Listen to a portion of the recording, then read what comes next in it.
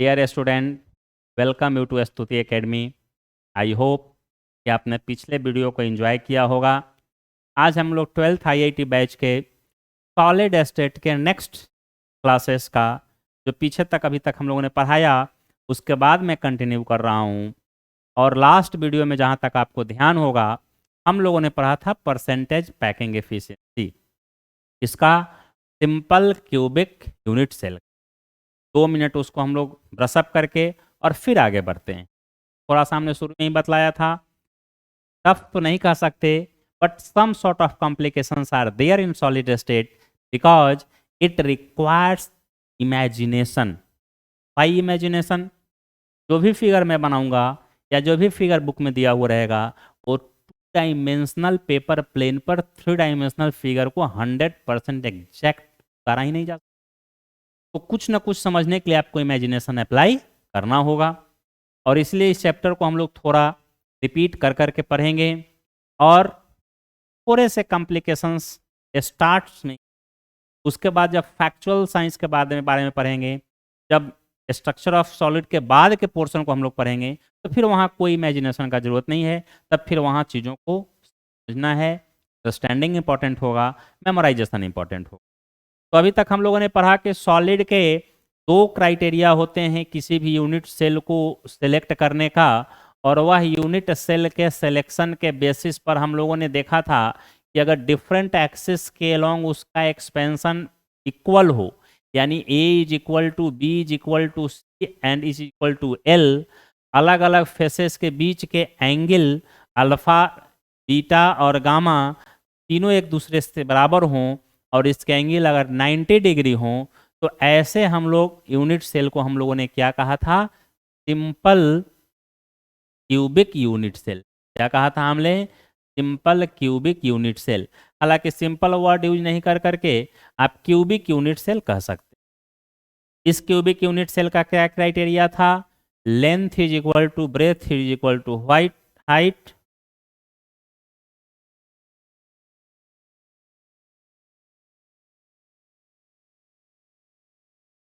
Length is equal to breadth is equal to height, यानी कि जितना एक्स एक्सिस के लॉन्ग एक्सपेंशन उतना ही वाई एक्सिस के लॉन्ग एक्सपेंशन और उतना ही जेड एक्सिस के long expansion.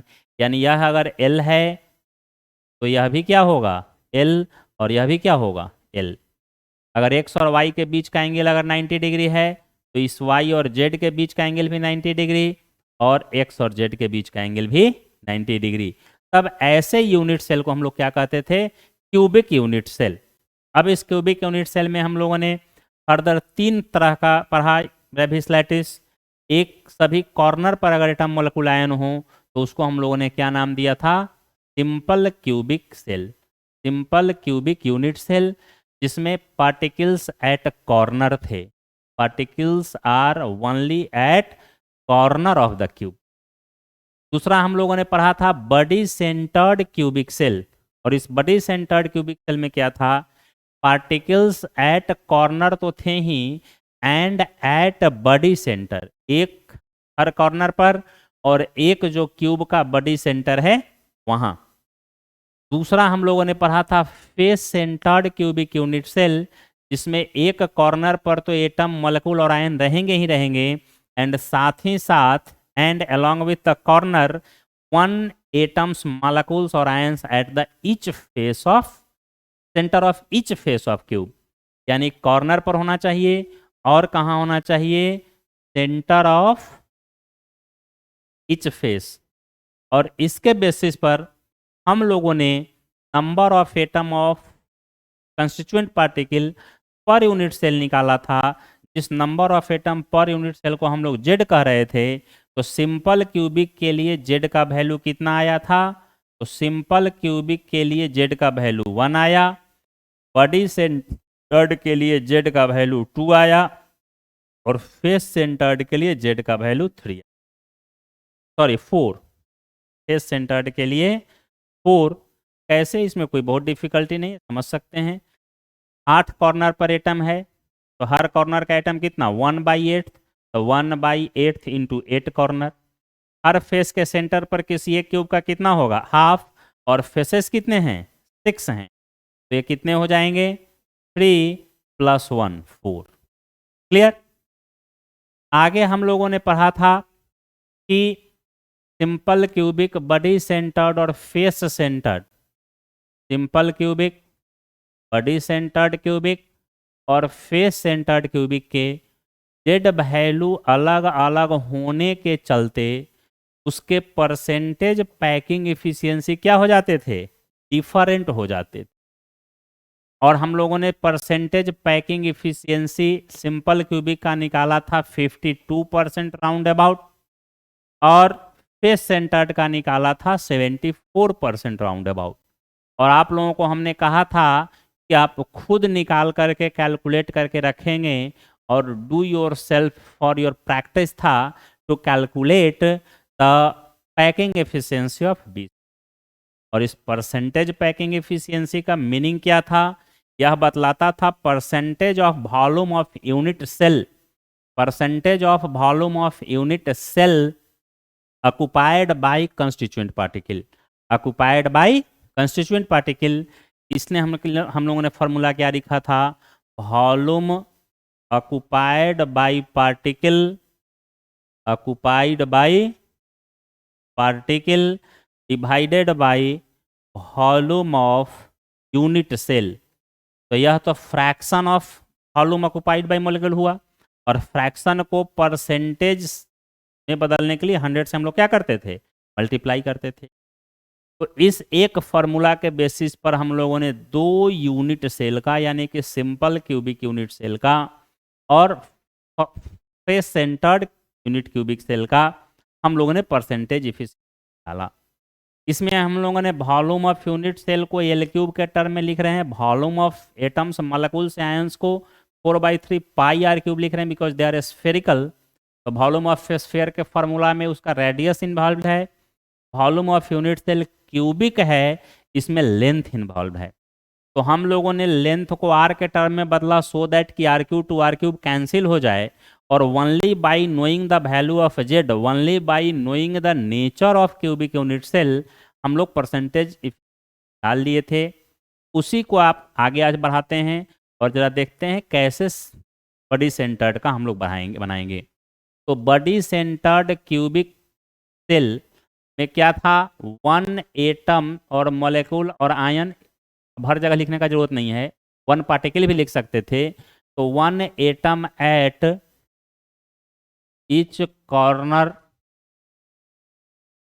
Of the cube and 1 atom at the body centre, at the body centre. तो जरा इसको 3 डायमेंशनली इमेजिन कीजिए। मैं फिगर भी 3 डायमेंशनल वे में ड्रॉ करने का कोशिश कर रहा हूँ।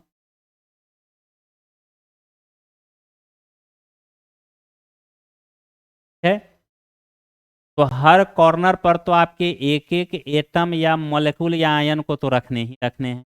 Corner of the cube necessary lattice, यह वह पॉइंट है जहां एटम, मॉलिक्यूल और आयन को रहना ही रहना है। तो 8 कॉर्नर, और कॉर्नर पर एक एक एटम, एक एक मॉलिक्यूल और एक एक आयन, ठीक है।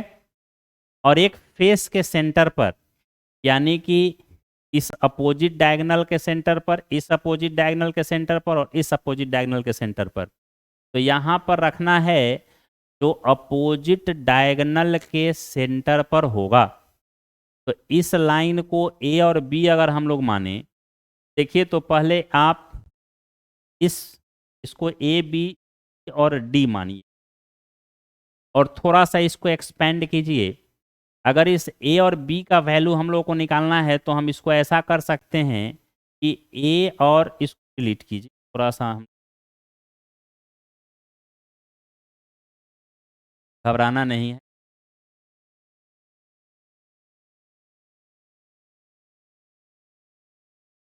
अब देखिए जरा, ये डिस्टेंस जो है अगर एल है और यह डिस्टेंस एल है, तो नीचे के बेस के यानी कि फेस का जो डायगोनल होगा वह कितना होगा? √12 होगा।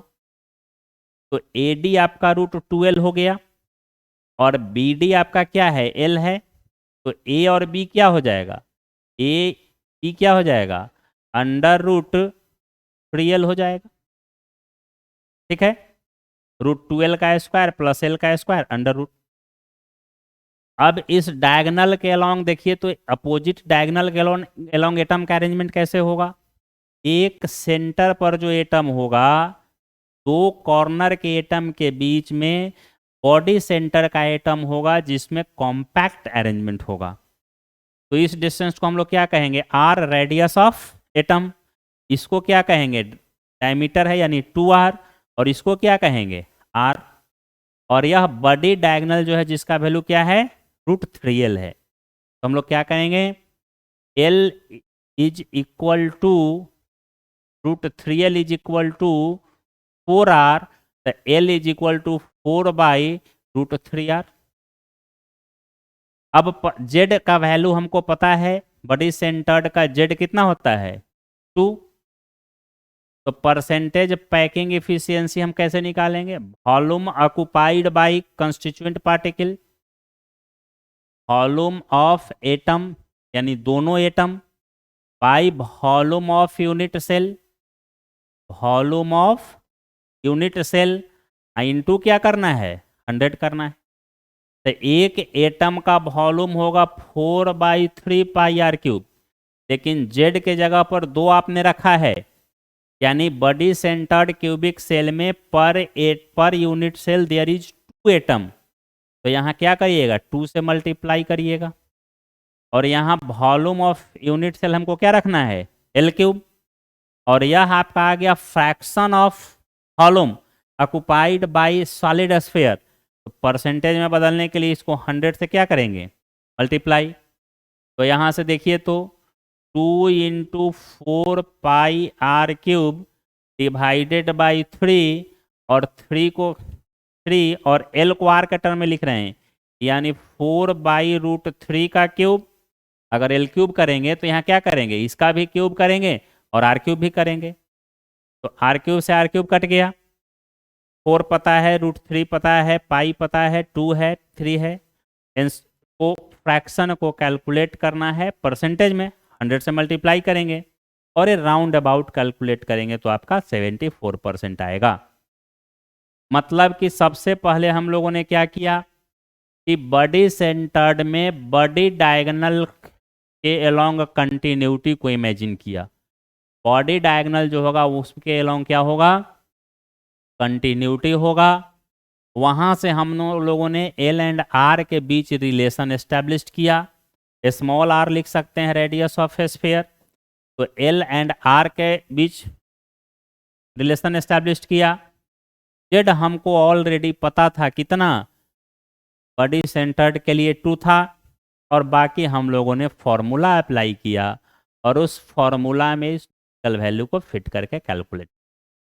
तो सिंपल क्यूबिक के लिए देखिए, या बॉडी सेंटर्ड के लिए देखिए, या फेस सेंटर्ड के लिए देखिए, हर में way of action of calculation of percentage packing efficiency same है।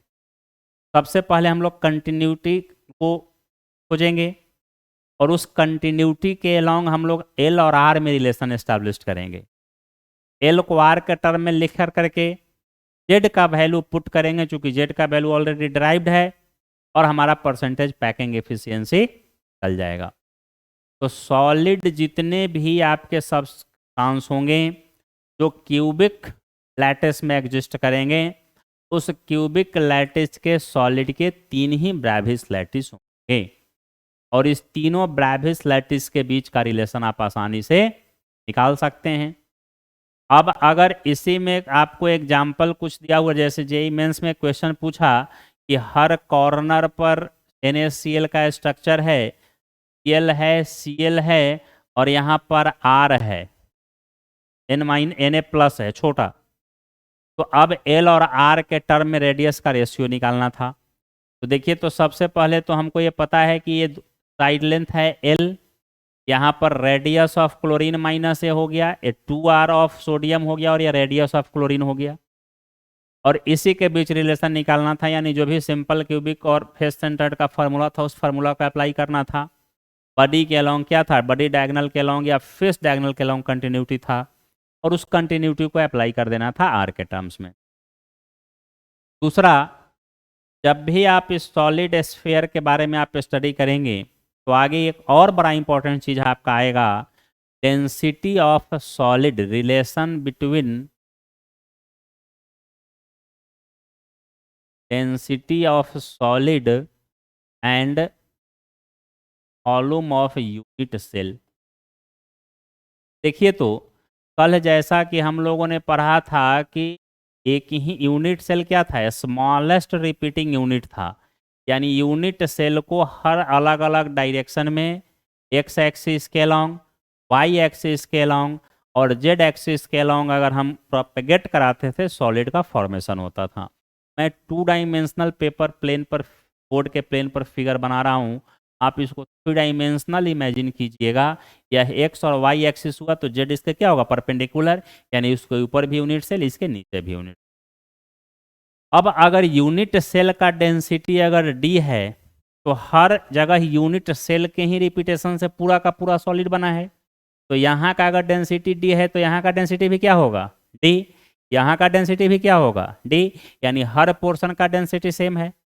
यानी जो डेंसिटी सॉलिड का होगा वही डेंसिटी यूनिट सेल का होगा, या भाई से भरसा, जो डेंसिटी यूनिट सेल का वही डेंसिटी सॉलिड का।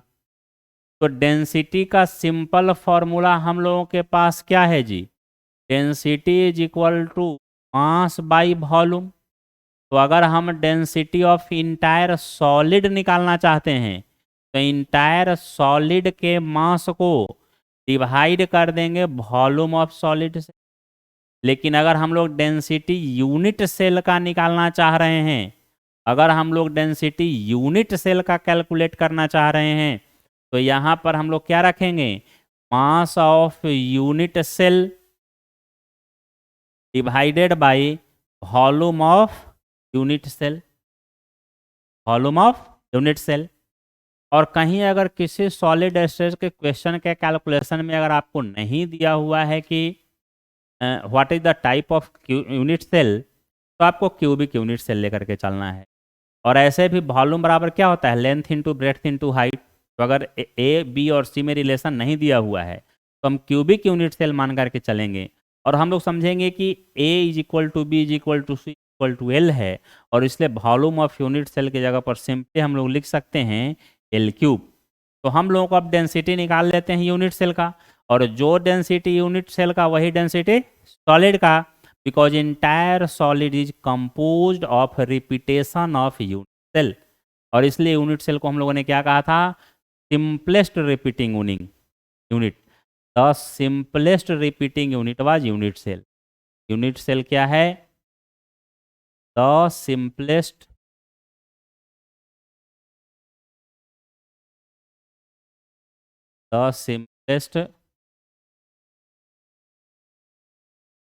Repeating unit of solid. और यह रिपीटेशन जो है वह कैसे होगा, 3 डाइमेंशनल रिपीटेशन, 3 डाइमेंशनल रिपीटेशन है। तो अब यूनिट सेल के रिपीटेशन से चूंकि सॉलिड का निर्माण हो रहा है, इसलिए अगर यूनिट का अगर कोई क्राइटेरिया हो, वह क्राइटेरिया इंटायर सॉलिड के लिए एप्लीकेबल होगा। और डेंसिटी के लिए ही नहीं, अदर देन डेंसिटी भी अगर कोई क्राइटेरिया यूनिट सेल का हमको पता है, तो जो क्राइटेरिया यूनिट सेल के होंगे, जो क्राइटेरिया यूनिट सेल के होंगे वही क्राइटेरिया आपके इंटायर सॉलिड के। तो अभी अगर हम लोग डेंसिटी के लिए इसको तो कोरिलेट कर रहे हैं, लेकिन आगे चल करके अगर कंडक्टिविटी के लिए, रिफ्रैक्टिव इंडेक्स के लिए, कोई भी फिजिकल प्रॉपर्टी के लिए अगर क्राइटेरिया हम लोग अगर डिटरमाइन करेंगे, तो जो यूनिट सेल का होगा वही इंटायर सॉलिड का होगा। क्यों, मैं बार बार कह रहा हूँ, क्योंकि उसी यूनिट सेल के 3 डाइमेंशनल रिपीटेशन से इसका निर्माण हुआ है। तो अब जरा देखिए, तो डेंसिटी ऑफ यूनिट सेल हम निकालना चाह रहे हैं। तो डेंसिटी ऑफ यूनिट सेल अगर हम निकालें, डेंसिटी ऑफ यूनिट सेल अगर हम निकाल रहे हैं, तो यहाँ फॉर्मूला क्या रखना होगा, mass of unit cell divided by volume of unit cell. और देखिए, तो मास अगर यूनिट सेल का आप निकालना चाहते हैं तो 2 चीज आपको निकालना होगा। पहला, मास ऑफ यूनिट सेल निकालने के लिए दो काम करना होगा आपको। उस यूनिट सेल में नंबर ऑफ पार्टिकल कितना है, एटम, मॉलिक्यूल और आयन कितना है, और जो कॉन्स्टिट्यूएंट पार्टिकल है वेदर इट इज एटम्स और मॉलिक्यूल्स और आयंस, तो जो नंबर ऑफ पार्टिकल हैं उसके मास कितने हैं into molar mass of particle, molar mass of particle. क्या इसको और सिंपल आप कर दीजिए, देखिए जरा ध्यान से। मास ऑफ पार्टिकल का अगर यूनिट सेल का आप मास निकालना चाहते हैं तो आप क्या करेंगे, उस यूनिट सेल में कितने पार्टिकल हैं वो निकाल लीजिए। 2 एटम है, 4 एटम है, 10 एटम है, या मॉलिक्यूल है या आयन है, और हर एक एटम या मॉलिक्यूल और आयन का मास निकाल लीजिए और दोनों को मल्टीप्लाई कर दीजिए। तो अगर मान लो हमने किसी यूनिट सेल में निकाला कि 5 एटम सोडियम है, 5 एटम क्या है, सोडियम, तो ये नंबर हो गया 5। अब mass of sodium atom, sodium का तो हमको पता है, मास ऑफ सोडियम एटम से इसको मल्टीप्लाई कर देना है, यानी 5 मल्टीप्लाई बाई 23, तो यह क्या हो गया, यू में मास आ गया। अगर ग्राम में मास को बदलना चाहते हैं तो इसके एवोगाद्रो नंबर से हम लोग क्या कर देंगे, डिवाइड कर देंगे। तो मास ऑफ वन एटम निकालने का एक और तरीका है, मोलर मास ऑफ एटम को एवोगाद्रो नंबर से डिवाइड कर दीजिए तो मास ऑफ वन एटम आएगा। जरा फिर से समझिए, 11th में आप लोगों ने पढ़ा होगा, एक एटम किसी एलिमेंट के मोलर मास को आपने निकाला है, एक मोल एटम का मास निकाला, और उस एक मोल एटम को के मास को नंबर ऑफ मोल यानी एवोगाद्रो नंबर से डिवाइड कर दिया, तो मास किसका आ गया, एक एटम का।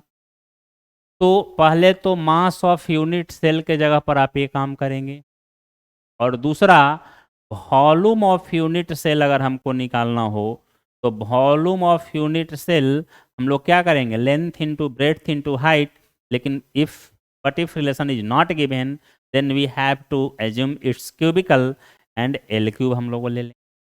तो देखिए, तो मास ऑफ यूनिट सेल क्या होगा, नंबर ऑफ पार्टिकल, तो number of particle per unit cell को हम लोग किससे रिप्रेजेंट करते थे, जेड से, तो number of particle per unit cell हम लोगों ने लिया और उसको मल्टीप्लाई किया मास ऑफ पार्टिकल से, और मास ऑफ पार्टिकल मतलब मास ऑफ एटम या मोलिक्यूल या आयन को हम लोग कैसे डिसाइड कर रहे हैं, molar mass by Avogadro number. तो यहाँ पर हम लोग क्या लिखेंगे, मास ऑफ पार्टिकल यानी molar mass by Avogadro number, और वॉल्यूम ऑफ यूनिट सेल क्या है, एल क्यूब।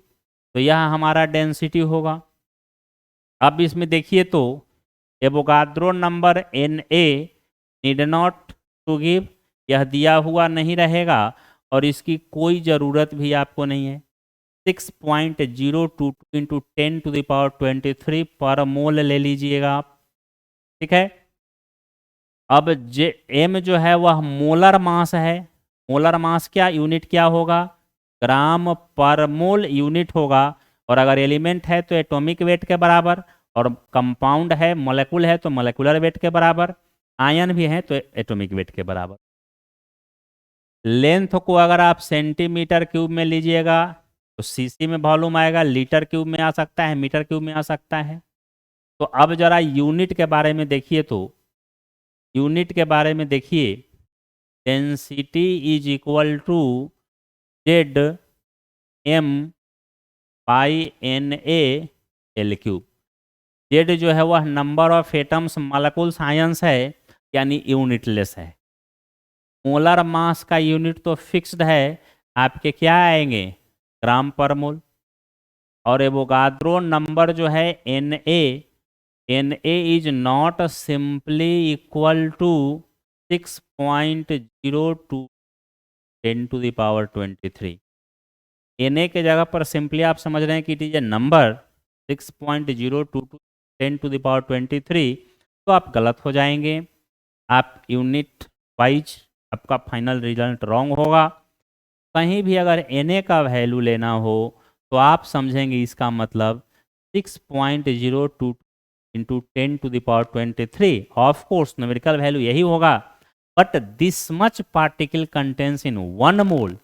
ऐसा नहीं कि 5 मोल 10 मोल 20 मोल क्लस्टर में इसने पार्टिकल होंगे, ये जो पार्टिकल होगा एवोगाद्रो नंबर के बराबर, यानी 6.10⁻23 वो 1 मोल में होगा, इसलिए यहाँ हम लोग यूनिट क्या लगाएंगे, पर मोल। क्या यूनिट लगाएंगे, पर मोल।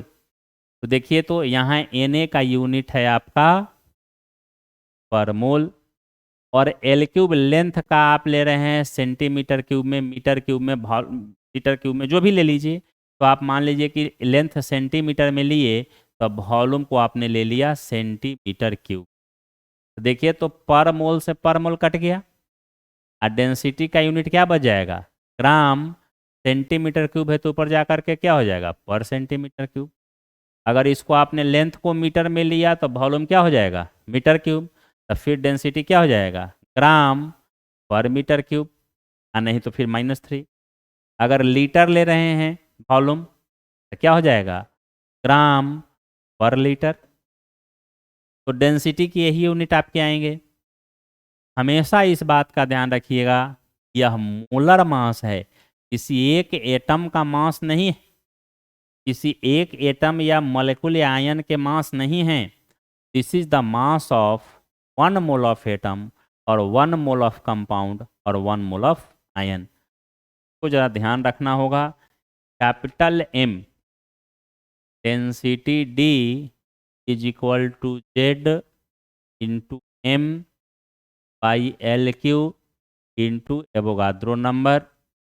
यहाँ पर M जो है यह क्या है, molar mass of constituent particle. और कंस्टिट्यूएंट पार्टिकल की जगह पर क्या हो सकता है जी, एटम भी हो सकता है, मॉलिक्यूल भी हो सकता है, और आयन भी हो सकता है। मोलर मास अगर एटम का लेना होगा तो आप कितना लीजिएगा, एटॉमिक वेट के बराबर। अगर मोलर मास कंपाउंड का लेना होगा कितना लीजिएगा, मोलेक्यूलर वेट के बराबर। और मोलेक्यूलर वेट क्या है, sum of atomic weight of sum of atomic weight of all element present in it. जैसे अब H2SO4 का मोलर मास हमको लेना होगा, तो हाइड्रोजन का मोलर मास एटॉमिक वेट कितना है, 2। सल्फर का कितना है, 32। और ऑक्सीजन का कितना है, 16 इंटू 4 64। तो 98 इसका मोलेकुलर वेट हो गया। मोलेकुलर वेट क्या है, sum of atomic weight of all element present in it. तो मोलेकुलर वेट के बराबर हो सकता है आपका मोलर मास। या अगर आप आयन ले रहे हैं, क्या ले रहे हो, आयन ले रहे हो, तो अगर मोलर मास आपको आयंस के लेने हैं तो वह भी किसके बराबर होंगे, एटॉमिक वेट के।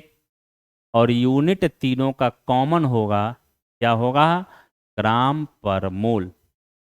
आयन के मोलर मास एटॉमिक वेट के बराबर इसलिए हो गए क्योंकि आयंस का फॉर्मेशन क्या होता है, आइदर बाई लॉस और by gain of electron. Ion का फॉर्मेशन कैसे होता है, आयन का फॉर्मेशन किसी भी एलिमेंट में या तो इलेक्ट्रॉन ऐड कर दीजिए या इलेक्ट्रॉन रिमूव कर दीजिए, आयन का फॉर्मेशन होता है। और हम लोग जानते हैं कि मास ऑफ इलेक्ट्रॉन जो है वह कितना है, 9.1 इन 10⁻³ kg। और ये इतना स्मॉल अमाउंट ऑफ मास है कि it can be neglected during calculation of mass of atom. इसलिए हम लोगों ने 11th में ही ये परसेप्शन बनाया कि in mass of atom there is no contribution of electron, mass of atom contributed only by proton and neutron which is present in nucleus and together called as nucleon. That is, nucleon is only responsible for mass of ions. Electron का कोई consequences नहीं।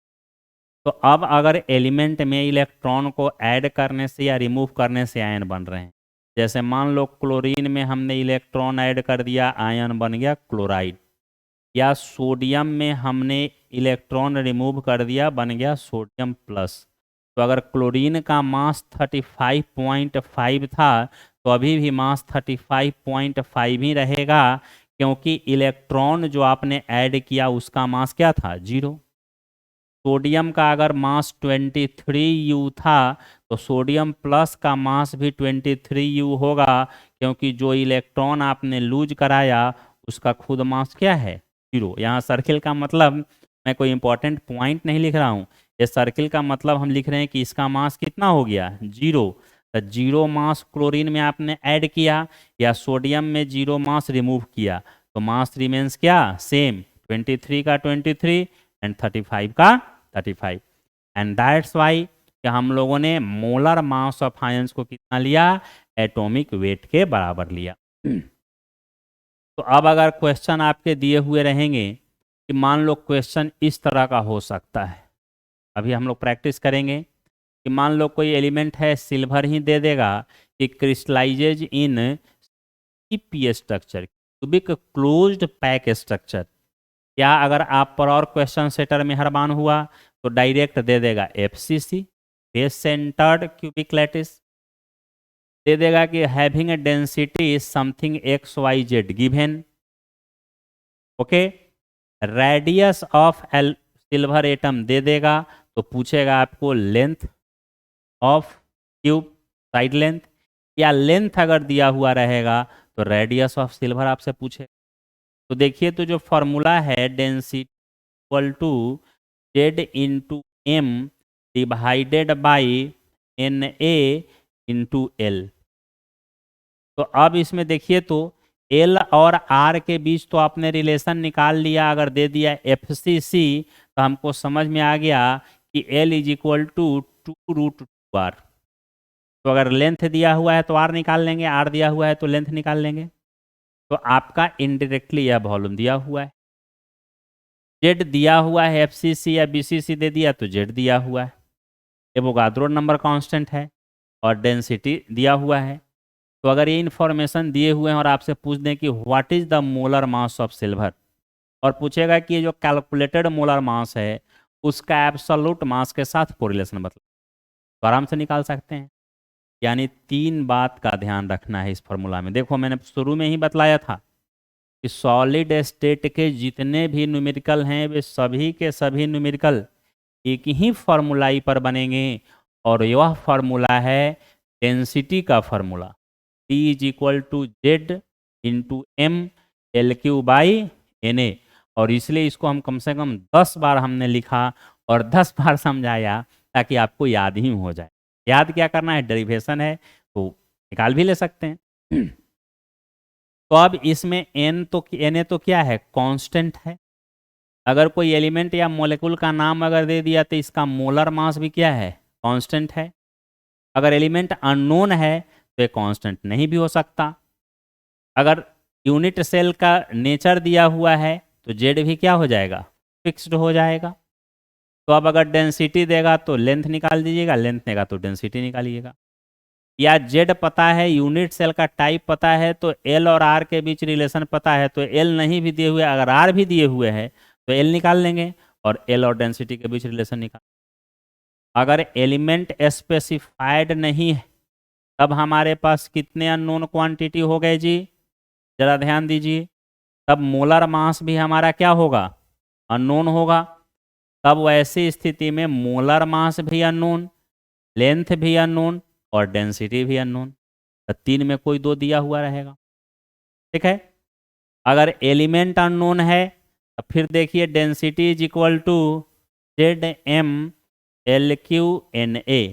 अब unknown element आपने लिया, तो element अगर unknown है तो फिर इस अननोन एलिमेंट में जरा देखो तो मोलर मास भी हमको पता नहीं है, मोलर मास भी हमको क्या करना होगा, कैलकुलेट करना होगा।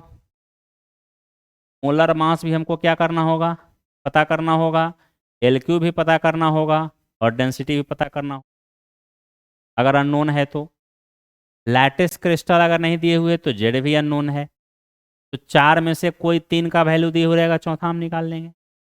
मोलर मास दे दे, लेंथ दे दे, डेंसिटी दे दे और पूछ दे कि which type of solid is there, यानी जेड का वैल्यू 1 2 3 4 निकाल लेंगे, उससे पता चलेगा कि सिंपल क्यूबिक बॉडी सेंटर्ड है कि फेस सेंटर्ड है। तो इस फॉर्मूला पर आप आराम से क्वेश्चन बना सकते हैं।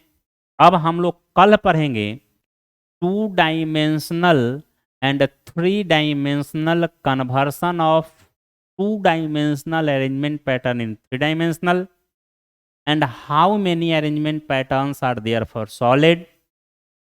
और इसी में एक बड़ा ही इम्पोर्टेंट चीज आएगा और वो आएगा कोऑर्डिनेशन नंबर।